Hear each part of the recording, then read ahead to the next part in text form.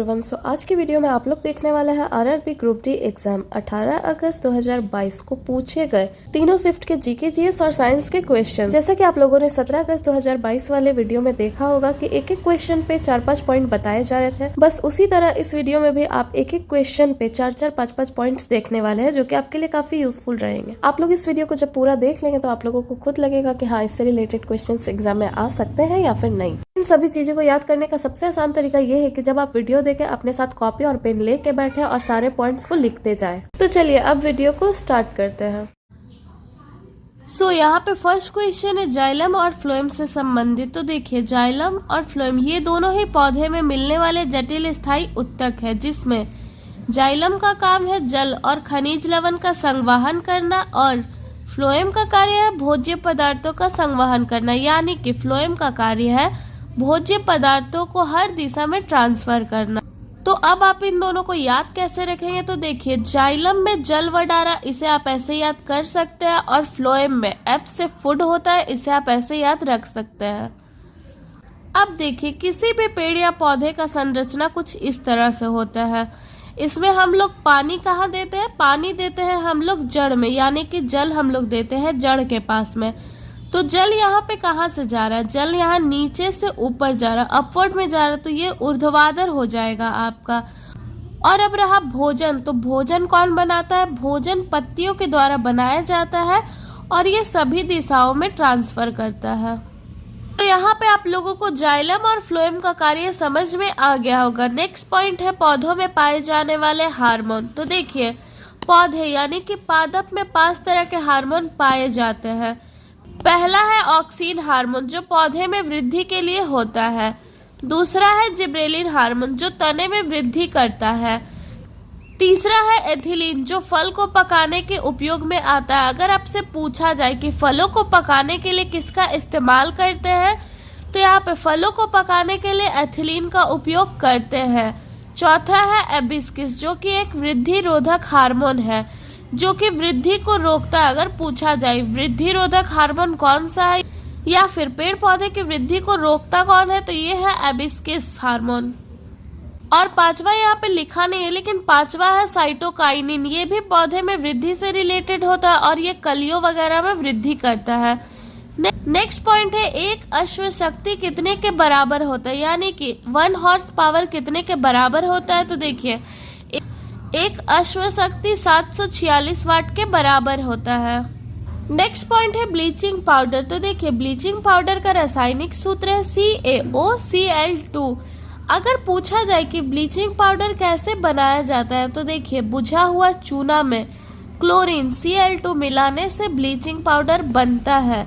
या क्वेश्चन ये भी पूछा जा सकता है कि बुझा हुआ चूना में क्या मिलाने से ब्लीचिंग पाउडर बनेगा? तो बुझा हुआ चूना में Cl2 क्लोरीन मिलाने से ब्लीचिंग पाउडर बनेगा। नेक्स्ट ये भी पूछा जा सकता है कि बुझा हुआ चूना में क्या मिलाने से इसका रंग दुधिया हो जाता है? तो देखिए, बुझा हुआ चूना में कार्बन डाइऑक्साइड मिलाने से इसका रंग दुधिया हो जाता है। अगर पूछा जाए कि बुझा हुआ चूना में क्या मिलाने से बिना बुझा हुआ चूना बन जाएगा, तो देखिए, बुझा हुआ चूना में ऑक्सीजन मिलाने से ये बिना बुझा हुआ चूना बन जाएगा। और ये है एग्जाम में पूछे जाने वाले कुछ इम्पोर्टेंट फॉर्मूला कहिए या फिर रासायनिक सूत्र। और ग्रुप डी के एग्जाम में रासायनिक सूत्र ना पूछे ये तो हो ही नहीं सकता। तो देखिए, पहला है धोने का सोडा, सोडियम कार्बोनेट, इसका रासायनिक सूत्र होता है Na2CO3.10H2O। दूसरा है खाने का सोडा, सोडियम बाइकार्बोनेट, इसका रासायनिक सूत्र है NaHCO3। नेक्स्ट है कि लाफिंग गैस किसे कहते हैं, यानी कि हंसाने वाली गैस कौन सी होती है? तो हंसाने वाली गैस होती है नाइट्रस ऑक्साइड। नेक्स्ट है caustic soda, sodium hydro oxide, इसका रासायनिक सूत्र होता है NaOH। नेक्स्ट है मिल्क ऑफ मैग्नीशिया। तो देखिए, पूछा ये जा सकता है कि मिल्क ऑफ मैग्नीशिया किसे कहते हैं? तो देखिए, milk of magnesia magnesium hydro oxide को कहते हैं। इसका रासायनिक सूत्र होता है MgOH का होल टॉइस। मिल्क ऑफ मैग्नीशिया ये एक एंटा एसिड होता है, यानी कि ठंडा ठंडा दवा होता है। ये मल को ढीला करने के लिए पानी खींचकर काम करता है। नेक्स्ट है आपका सल्फ्यूरिक अम्ल, जिसे ऑयल ऑफ विट्रोल भी कहते हैं या फिर गंधक का तेजाब कहते हैं। इसका रासायनिक सूत्र है H2SO4। नेक्स्ट है आपका कि सोरे का तेजाब किसे कहते हैं। तो देखिए, सोरे का तेजाब नाइट्रिक अम्ल को कहते हैं। इसका रासायनिक सूत्र होता है HNO3।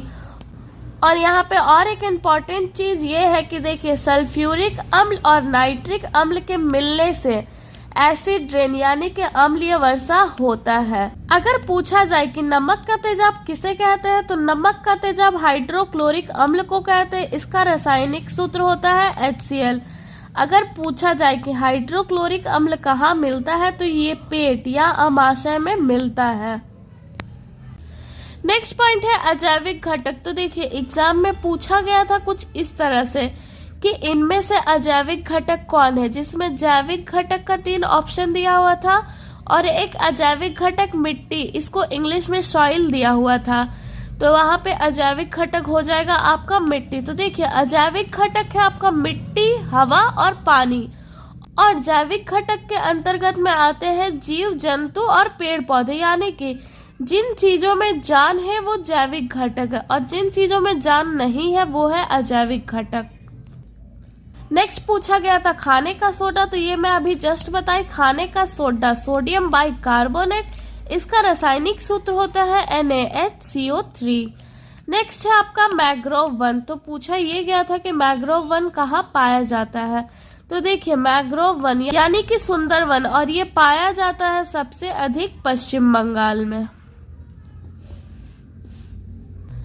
नेक्स्ट क्वेश्चन में आपका पूछा गया था वर्तमान का योजना। तो देखिए, 2022 का एग्जाम था, तो उस टाइम का कुछ योजना पूछा गया था और ये कुछ इम्पोर्टेंट योजना है। ये करंट तो नहीं है, लेकिन ये योजना फिर भी पूछे जाते हैं।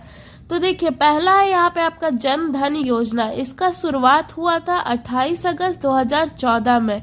डेट नहीं पूछता है, लेकिन ईयर पूछा जाता है। जैसा कि अभी NTPC एग्जाम में पूछा गया था कि बेटी बचाओ बेटी पढ़ाओ योजना का शुरुआत कब हुआ था। तो ये हुआ था 2015 में।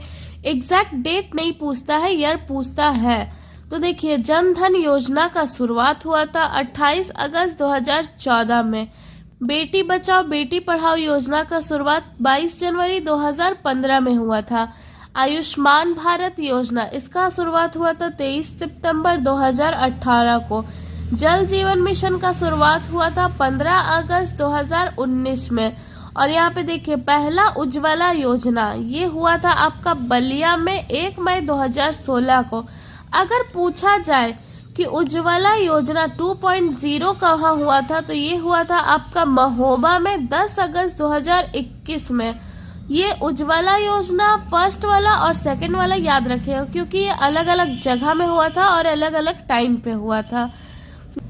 नेक्स्ट क्वेश्चन पूछा ये गया था कि भारत का टीबी मुक्त होने का टारगेट कब तक का है। तो देखिए, भारत का टीबी मुक्त होने का लक्ष्य था 2025 तक का, लेकिन ये अभी तक नहीं हुआ है।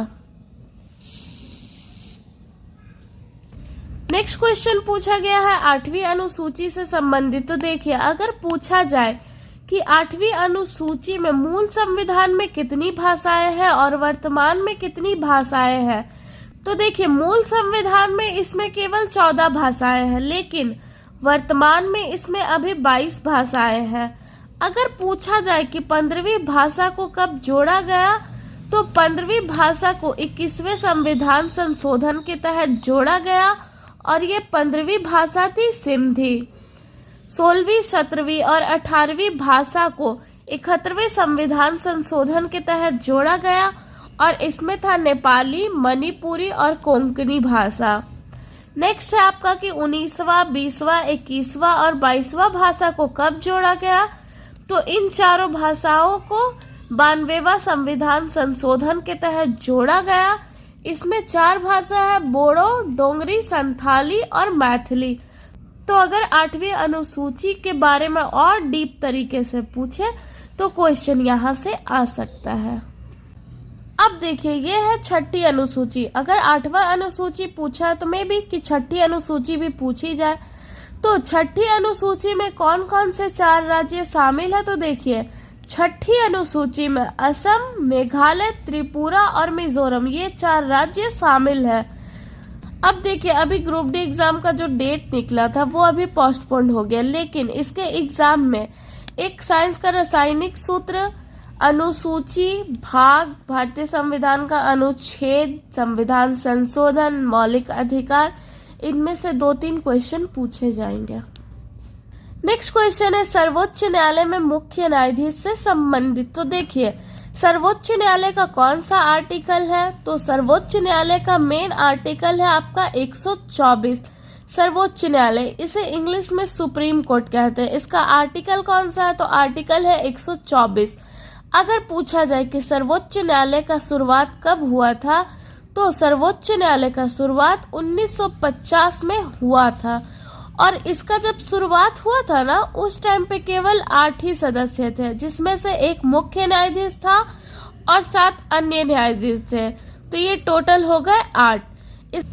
और अगर पूछा जाए कि सर्वोच्च न्यायालय के सबसे पहले मुख्य न्यायाधीश कौन थे, तो ये थे हरिलाल जे कानिया।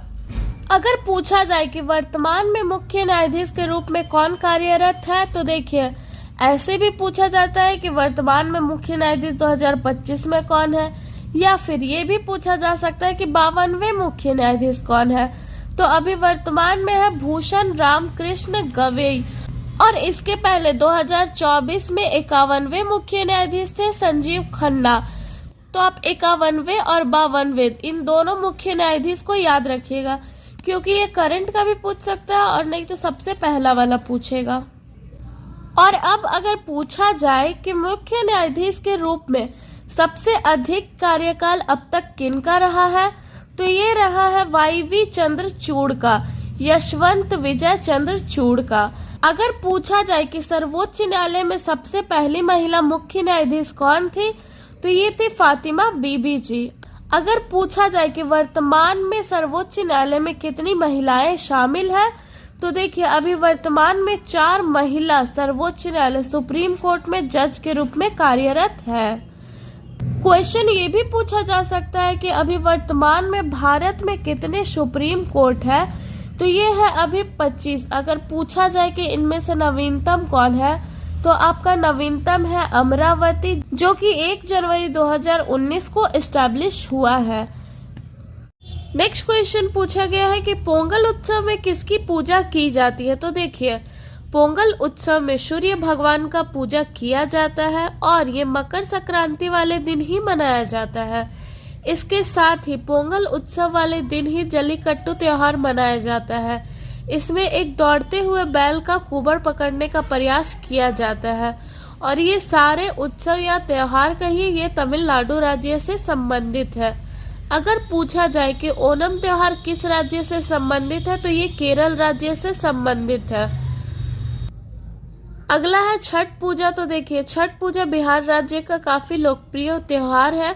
इसमें 2 चीजों का काफी महत्व है। सबसे पहले तो सूर्य भगवान का, इसमें सूर्य की ही पूजा की जाती है, और दूसरा नदी का। अगर पूछा जाए कि भगवान सूर्य का कोणार्क मंदिर किस राज्य में स्थित है, तो भगवान सूर्य का कोणार्क मंदिर ओडिशा राज्य में स्थित है, और इसे ब्लैक पैगोडा के नाम से भी जाना जाता है, और इसके साथ ही ये गंग वंश के द्वारा बनवाया गया है। अगर पूछा जाए कि 100% सौर ऊर्जा से संचालित मंदिर कौन सा है, तो ये है सूर्य का कोणार्क मंदिर, जो कि 100% सौर ऊर्जा से संचालित मंदिर है। नेक्स्ट पॉइंट है कि विश्व में वन क्षेत्र में भारत का स्थान क्या है। तो देखिए, विश्व में वन क्षेत्र में भारत का स्थान है 3रा। अगर रैंक पूछा जाए तो इसका 10वां स्थान है। देखिए, वृद्धि में भारत का स्थान है 3रा और रैंक में इसका 10वां स्थान है। इसको आप लोग याद रखिएगा। अगर पूछा जाए 2011 की जनगणना के अनुसार, तो देखिए, भारत में वन में क्षेत्रफल में सबसे अधिक है मध्य प्रदेश में और सबसे कम है हरियाणा में। अगर प्रतिशत में पूछा जाए तो सबसे अधिक है मिजोरम में और सबसे कम है हरियाणा में। और अगर ऐसे ही पूछा जाए कि 2011 की जनगणना के अनुसार भारत में वन कहाँ सबसे अधिक है, तो ये आपका हो जाएगा अरुणाचल प्रदेश। नेक्स्ट क्वेश्चन पूछा गया है कि सती प्रथा का अंत करने वाले कौन है। तो देखिए, सती प्रथा का अंत करवाने वाले हैं राजा राम मोहन राय, लेकिन करने वाले हैं विलियम बेंटिक, और इन्होंने 1829 में सती प्रथा का अंत किया। और इसके साथ ही आप लोग ये नोट कर लीजिए कि ये जो विलियम बेंटिक है ये भारत के फर्स्ट गवर्नर जनरल है, और विलियम बेंटिक के समय में ही पहला विधि आयोग आया जिसके अध्यक्ष थे लॉर्ड मैकाले। देखिए, राजा राम मोहन राय, स्वामी विवेकानंद और दयानंद सरस्वती जी, ये तीनों परीक्षा में अपना कब्जा जमाए बैठे हैं, तो इनसे कहीं से भी क्वेश्चन आ सकता है। देखिए, राजा राम मोहन राय, इनको राजा की उपाधि देने वाले कौन है। तो इनको राजा की उपाधि देने वाले हैं अकबर द्वितीय। इनका मृत्यु कहाँ हुआ। तो इनका मृत्यु ब्रिस्टल इंग्लैंड में हुआ है। और इनका 2 पत्रिका कौन कौन सा है। तो इनका पहला पत्रिका है मिरातुल अखबार और दूसरा है संवाद कौमुदी। तो ये आप लोग याद रखिएगा क्योंकि क्वेश्चन आ सकता है। अगर पूछा जाए कि आत्मीय सभा का स्थापना करने वाले कौन है, तो आत्मीय सभा का स्थापना करने वाले भी राजा राम मोहन ही है। इन्हीं के द्वारा इसका भी स्थापना किया गया था। अगर पूछा जाए कि दास प्रथा का अंत करने वाले कौन है, तो देखिए, दास प्रथा का अंत करने वाले हैं एलन बोरो, और इन्होंने 1843 में इसका अंत किया। अब जब सती प्रथा का अंत पूछा गया तो पूछा ये भी जा सकता है कि विधवा पुनर्विवाह का सुझाव देने वाले कौन है। तो देखिए, विधवा पुनर्विवाह का सुझाव देने वाले हैं ईश्वर चंद्र विद्यासागर, और इनका जो उस टाइम पत्रिका बैन हुआ था ये है सोम प्रकाश। ये क्वेश्चन अभी कुछ दिन पहले सीजीएल एग्जाम में भी आया था कि विधवा पुनर्विवाह का सुझाव देने वाले कौन है। तो ये है ईश्वर चंद्र विद्यासागर, और इन्होंने एक ग्रंथ के सहारे इस सुझाव को दिया था। नेक्स्ट क्वेश्चन पूछा गया 73वां संविधान संशोधन अधिनियम 1992 के बारे में। तो देखिए, 73वां संविधान संशोधन ये आया 1992 में, लेकिन ये लागू हुआ 24 अप्रैल 1993 को। इसी संविधान संशोधन के तहत भाग 9 जोड़ा गया और 11वीं अनुसूची, जिसमें पंचायत से रिलेटेड 29 विषय शामिल है, और अनुच्छेद 243 से लेकर 243 ओ के बारे में इसमें दिया गया है। नेक्स्ट क्वेश्चन है एशियाई बिलियर्ड्स चैंपियनशिप 2025। तो देखिए, एशियाई बिलियर्ड्स चैंपियनशिप 2025 ये 15 से 20 फरवरी 2025 में दोहा कतर में आयोजित किया गया, और इसमें विजेता है पंकज आडवाणी जो कि भारत से है। पर क्वेश्चन सिर्फ ये नहीं पूछेगा कि एशियाई बिलियर्ड्स चैंपियनशिप में विजेता कौन है, आप तो बता दोगे डायरेक्ट पंकज आडवाणी। लेकिन एक क्वेश्चन और बनता है कि पंकज आडवाणी ने फाइनल में किसे हराकर जीत हासिल की। तो ये हो जाएगा ईरान के अमीर सरकोस। पंकज आडवाणी ने फाइनल में ईरान के अमीर सरकोस को हराकर विजेता का जीत हासिल की है। और अगर क्वेश्चन ये पूछा जाए कि पंकज आडवाणी किस खेल से संबंधित है, तो देखिए, पंकज आडवाणी ये बिलियर्ड्स और स्नूकर खेल से संबंधित है। नेक्स्ट क्वेश्चन है कि वर्तमान के CGA कौन है। तो देखिए, CGA और CAG ये दोनों अलग अलग पद है। CGA का अर्थ होता है कंट्रोलर जनरल ऑफ अकाउंट्स, महालेखा नियंत्रक, और CAG का होता है नियंत्रक एवं महालेखा परीक्षक। तो देखिए, अभी वर्तमान के CGA है TCA कल्याणी जो कि 2025 के, और ये है 29वीं महालेखा नियंत्रक। अगर पूछा जाए कि 28वें महालेखा नियंत्रक कौन है, तो ये हो जाएगा SS दुबे। तो आप इन दोनों को इनके नंबर से याद रखिएगा। 28वें है SS दुबे और 29वें वर्तमान के है TCA कल्याणी। अब देखिए, वर्तमान के CAG यानी कि नियंत्रक एवं महालेखक परीक्षक वर्तमान के है 15वें नंबर के संजय मूर्ति जो कि 2024 में नियुक्त किए गए हैं, और इनके पहले थे 14वें गिरीश चंद्र मुर्मू जिन्हें 2020 से 24 में पदभार संभाला था। तो आप लोग CAG और CGA इन दोनों को याद रखिएगा, ये वर्तमान के हैं। नेक्स्ट क्वेश्चन पूछा गया, भारतीय संविधान का अनुच्छेद 21 किससे संबंधित है? तो देखिए अनुच्छेद 21 में प्राण और दैहिक स्वतंत्रता दिया हुआ है। अनुच्छेद 21 से अगर देखें तो ये 86वें संविधान संशोधन के तहत 2002 में भारतीय संविधान में जोड़ा गया है और इसमें कहा गया है और इसमें 6 से 14 वर्ष के बच्चों को शिक्षा उपलब्ध कराने का प्रावधान दिया गया है। नेक्स्ट क्वेश्चन फिर से पूछा है 8वीं अनुसूची से संबंधित। तो देखिए इससे 2 क्वेश्चन पूछा गया था। एक जो पूछा था पूरा डीपली वो मैं आप लोगों को बता चुकी हूँ और एक में पूछा था कि बस 8वीं अनुसूची में कितना भाषा है, तो इसमें केवल 22 भाषा है। नेक्स्ट क्वेश्चन है कि वर्तमान के मुख्य चुनाव आयुक्त कौन है? तो देखिए वर्तमान के मुख्य चुनाव आयुक्त 26वें नंबर के हैं ज्ञानेश कुमार और इनके पहले 25वें नंबर वाले हैं राजीव कुमार। तो इन दोनों को भी आप लोग याद रखिएगा क्योंकि 26वां या तो पूछेगा या तो 25वां पूछेगा। सो आज की वीडियो में बस इतना ही और इस वीडियो का सेकंड पार्ट आने वाला है कल। सो वीडियो को लाइक शेयर एंड चैनल को सब्सक्राइब जरूर करें।